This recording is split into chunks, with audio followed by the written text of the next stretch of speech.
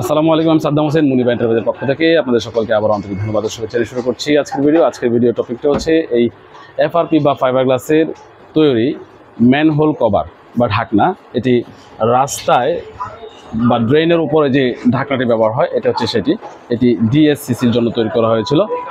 আর এটি আমার হাতে যেটি আছে এটি 12 টন পর্যন্ত লোড ক্যাপাসিটি রয়েছে। এছাড়াও আরও বেশি অর্থাৎ হাইওয়ে রোডের জন্য কিন্তু এই ম্যানহোল কভার তৈরি করা যায়।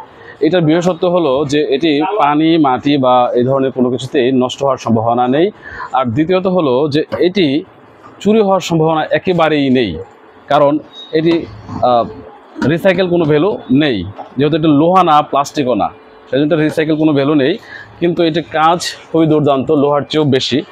এটি 12 টন লোড ক্যাপাসিটি রয়েছে। এছাড়াও 25 বা 30 টন লোড ক্যাপাসিটিরও এটি তৈরি করা যায় ম্যানহোল ঢাকনাটি। আমার হাতে যেটি রয়েছে এটির সাইজ হচ্ছে 24 ইঞ্চি ডায়ামিটার, অর্থাৎ 600 মিলিমিটার। এছাড়াও 18 ইঞ্চি ম্যানহোল ঢাকনা কভারও তৈরি করা যায় কাস্টমস সাইজ অনুযায়ী, অর্থাৎ আপনার যে ডিজাইন বা যে সাইজ চাইবেন সেটা কিন্তু তৈরি করে দেওয়া যাবে। এটি হচ্ছে ডিএসসিসির জন্য তৈরি করা ছিল। ধন্যবাদ, সকলে ভালো থাকবেন, সুস্থ থাকবেন, আল্লাহ হাফেজ।